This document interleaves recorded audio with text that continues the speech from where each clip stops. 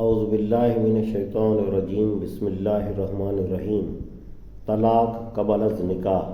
سوال: میرے ایک غیر شادی شدہ دوست نے کسی وقتی جذبے کے تحت ایک مرتبہ یہ کہہ دیا تھا کہ اگر میں کسی عورت سے بھی شادی کروں تو اس پر 3 طلاق ہے۔ اب وہ اپنے اس قول پر سخت نادم ہے اور چاہتا ہے کہ شادی کرے۔ علماء یہ کہتے ہیں کہ جو ہی وہ شادی کرے گا عورت پر طلاق واقع ہو جائے گی، اس لیے عمر بھر اب شادی کی کوشش کرنا اس کے لیے ایک بیکار اور عبث فعل ہے۔ برائے کرم بتائیں کہ اس مصیبت خیز الجھن سے نکلنے کا کوئی راستہ ہے یا نہیں؟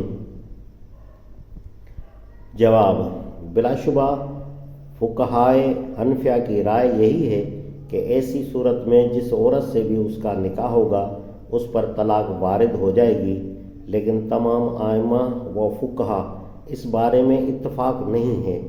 امام شافعی اور امام احمد بن حنبل کی رائے یہ ہے کہ طلاق کا حق نکاح کے بعد پیدا ہوتا ہے، نہ کہ نکاح سے پہلے۔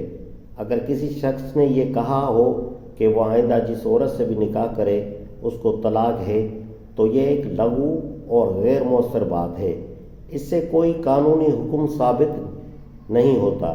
یہی رائے حضرت علی، حضرت معاذ بن جبل، حضرت جابر بن عبداللہ، حضرت ابن عباس اور حضرت عائشہ رضی اللہ تعالیٰ عنہا سے بھی منقول ہے، اور اس رائے کی تائید اس حدیث سے ہوتی ہے کہ طلاق نہیں ہے مگر نکاح کے بعد۔ امام مالک کی رائے یہ ہے کہ اگر کسی خاص عورت یا خاص قبیلے یا خاص خاندان کی عورتوں کے بارے میں کوئی شخص ایسی بات کہے تب تو طلاق لازم آ جائے گی، لیکن مطلقاً تمام عورتوں کے بارے میں یہ بات کہی جائے تو طلاق واقع نہ ہوگی، کیونکہ پہلی صورت میں تو یہ امکان باقی رہتا ہے کہ مرد اس عورت یا اس قبیلے کی عورت کے سوا دوسری عورت سے نکاح کر سکے، لیکن دوسری صورت میں ترک سنت کی قباحت لازم آتی ہے، اور یہ ایک حلال چیز کو اپنے اوپر حرام کر لینے کا ہم معنی ہے۔